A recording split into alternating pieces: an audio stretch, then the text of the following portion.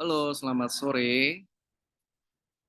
Pada kesempatan sore hari ini, kita akan membahas tentang strategi pembauran ya di dalam pemasaran begitu. Oke, tidak panjang lebar. Mungkin kita tahu bahwasanya ketika kita mempraktikkan atau kita masuk kepada pemasaran, kita harus betul-betul tahu bagaimana strategi pembauran pemasaran sehingga nanti ketika kita sudah tahu betul teori-teori strategi pembauran pemasaran, maka apa yang terjadi? Target kita akan terpenuhi, kemudian yang ujung-ujungnya nanti kita akan profit ya, begitu. Tidak panjang lebar, saya akan share PowerPoint saya terkait dengan strategi pembauran pemasaran kali ini. Oke, sudah bisa dilihat ya topik terkait dengan strategi pembauran pemasaran.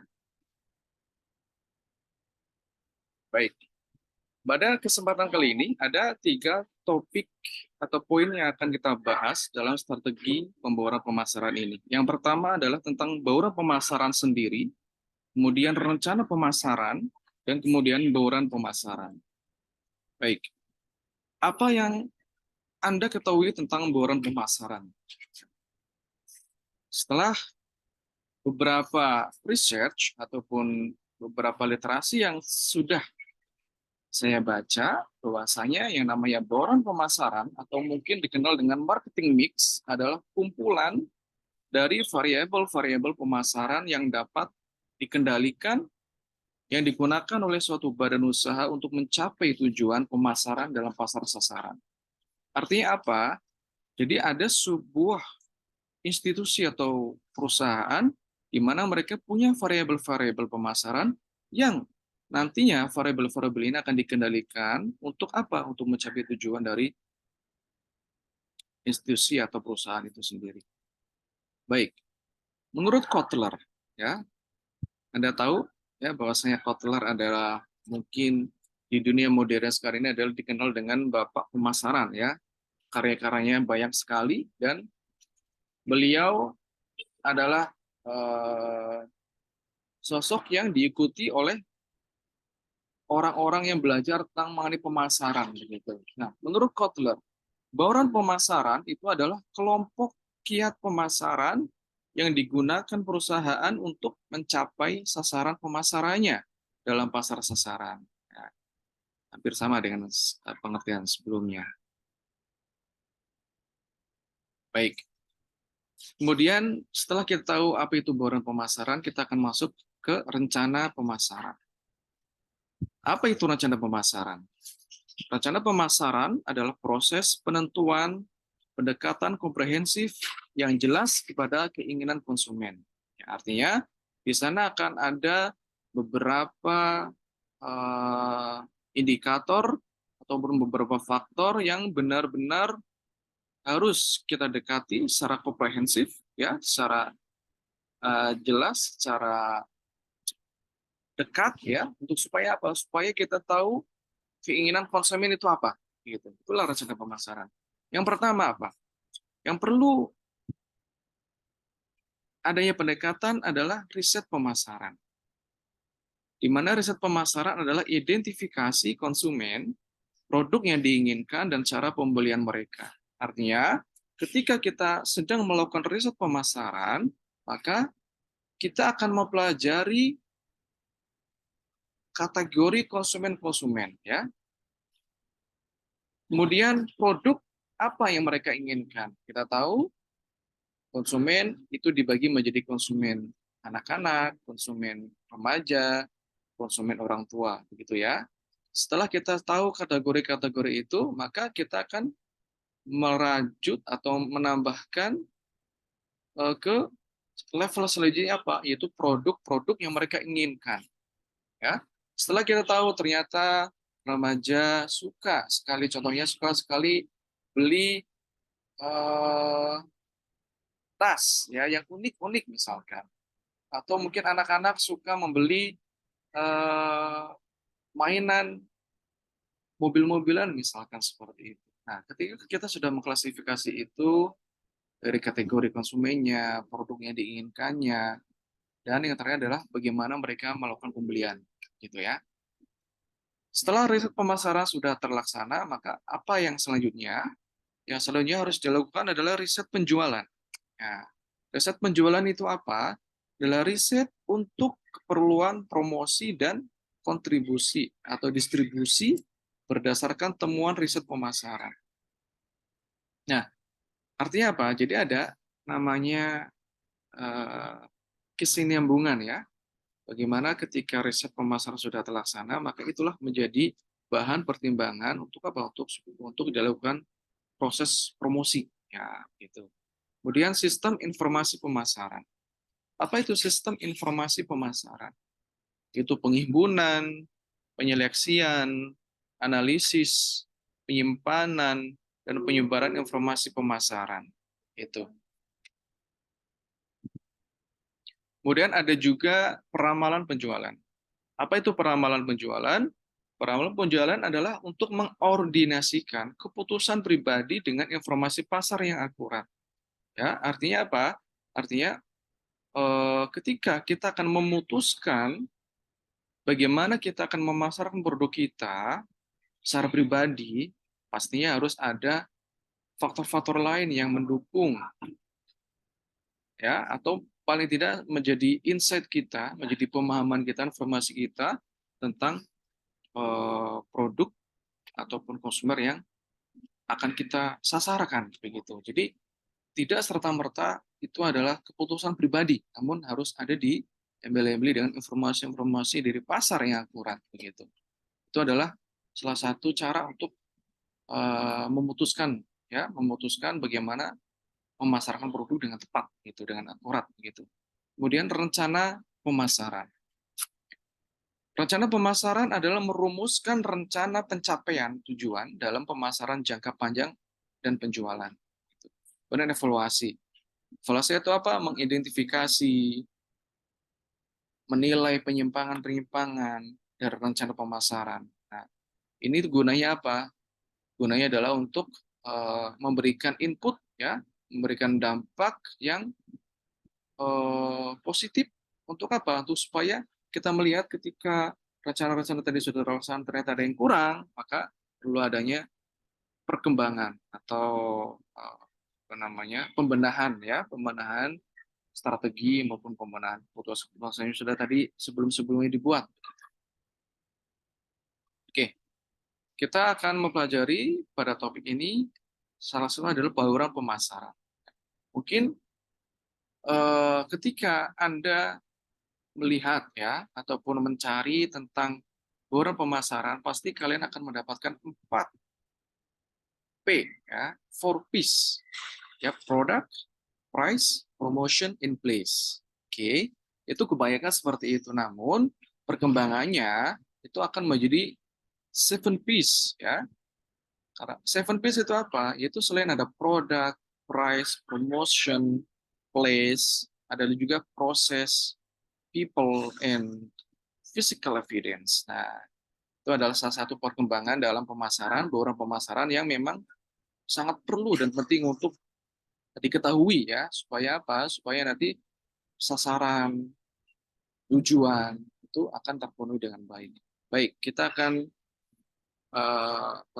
membahas satu demi satu tentang bauran pemasaran. Jadi sebelum strateginya, otomatis poin-poinnya dulu kita harus tahu dan pahami betul begitu. Oke, yang pertama adalah tentang produk atau produk ya. Produk atau produk adalah sesuatu yang ditawarkan ke pasar untuk mendapatkan perhatian, pembelian, dan pemakaian yang dapat memenuhi kebutuhan dan keinginan. Jelas, suatu perusahaan atau instansi yang menginginkan produknya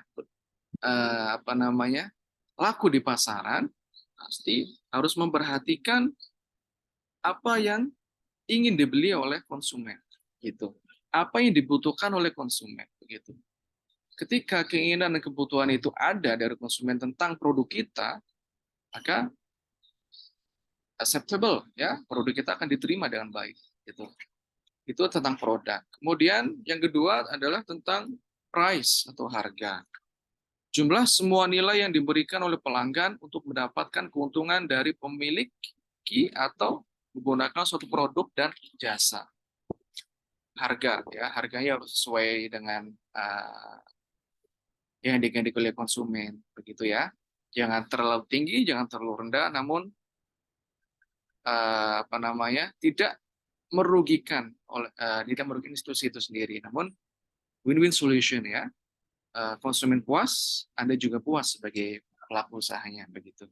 Kemudian promosi atau promotion ya, promotion atau promosi adalah suatu kegiatan perusahaan dalam mempengaruhi konsumen aktual maupun konsumen potensial agar mau melakukan pembelian di masa sekarang atau akan datang gitu. Nah, ini adalah kegiatan promosi adalah penting sekali dilakukan oleh suatu pengusaha ya, atau perusahaan atau institusi untuk apa? Untuk melanggengkan kehidupan dari institusi atau perusahaannya di masa yang akan datang begitu.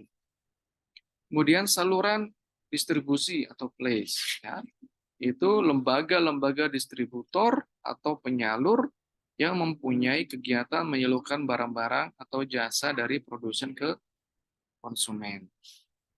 Lalu bauran yang selanjutnya adalah proses. Proses apa? Prosedur, tugas, rencana kerja, mekanisme, dan juga aktivitas. Artinya apa? Artinya prosedurnya jelas, rencana kerjanya jelas, tugas-tugasnya jelas, mekanismenya jelas. Ya, ketika semuanya jelas, maka proses antara produk ya yang diproduksi oleh perusahaan dan sampai kepada konsumen itu akan berjalan dengan baik begitu. Karena prosesnya juga sesuai, jelas prosedurnya ada, tugasnya ada, rencana kerjanya ada begitu. Kemudian people. Nah, ini juga tidak kalah penting ya. Petugas, penyedia jasa. Nah, oke, mungkin produknya bagus, diinginkan oleh pasar, ya pasar atau konsumen itu membutuhkan. Namun apa? Namun penyajian servisnya, ya perlakuan dari si penjual atau institusi atau perusahaan itu tidak baik, maka bisa jadi ya barang yang sebagus apapun itu akan ditinggalkan oleh para konsumen. Gitu. Jadi seorang people atau petugas media desa itu apa? Mampu menerjemahkan keinginan pelanggan dalam bentuk pelayanan atau jasa. Kemudian yang terakhir, orang pemasaran yang ketujuh adalah physical evidence atau fasilitas pendukung secara fisik. Ya. Physical evidence itu apa? Adalah jasa yang disampaikan kepada pelanggan yang tidak dapat dipisahkan dengan fasilitas pendukung secara fisik. Ya. Oke, cara gampangnya itu apa? Cara mudahnya itu apa? Oke, kita mungkin punya produk yang digemari oleh konsumen, banyak dicari oleh konsumen. Namun kadang-kadang konsumen menanyakan, itu produksinya di mana sih? Apakah mereka punya kantor nggak sih? Begitu ya. Begitu. Nah, ketika physical evidence itu ada, bentuk fisik dari sebuah perusahaan itu ada, bahkan tergambar atau ternilai dengan baik, maka si konsumen pun akan meyakini, oh ternyata produknya baik. Tidak hanya produknya baik, namun physical evidence bangunannya, tokonya juga baik juga. Itu adalah bauran pemasaran ya menurut Kotler yang memang perlu diadop ya untuk zaman-zaman sekarang ini. Lalu yang terakhir adalah strategi bauran pemasaran. Nah, bagaimana sih strateginya? Begitu ya. Jadi kita akan menerangkan satu demi satu bagaimana strategi yang harus dilakukan pada bauran pemasaran. Contohnya yaitu produk atau produk ya. Bagaimana strateginya? Itu melalui agen pemasarannya dengan menawarkan produk unggulan yang mempunyai corak yang bermacam-macam, gitu ya. Contohnya ada bordir, komputer, printing digital. Jadi produknya itu bercorak bermacam-macam. Artinya apa? Konsumen itu bisa memilih ya. Mungkin ada konsumen yang suka contohnya barang yang dihasilkan dari produk komputer. Yang satunya lagi suka yang printing digital begitu ya. Jadi konsumen bisa memilih mana yang dia suka, mana yang dia butuhkan, mana yang dia inginkan begitu. Itu salah satu strateginya. Kemudian harga. Bagaimana strategi harga? Harga ditentukan dari jenis bahan produksinya. Selain itu, memberikan potongan harga kepada pelanggan tetap maupun potensial.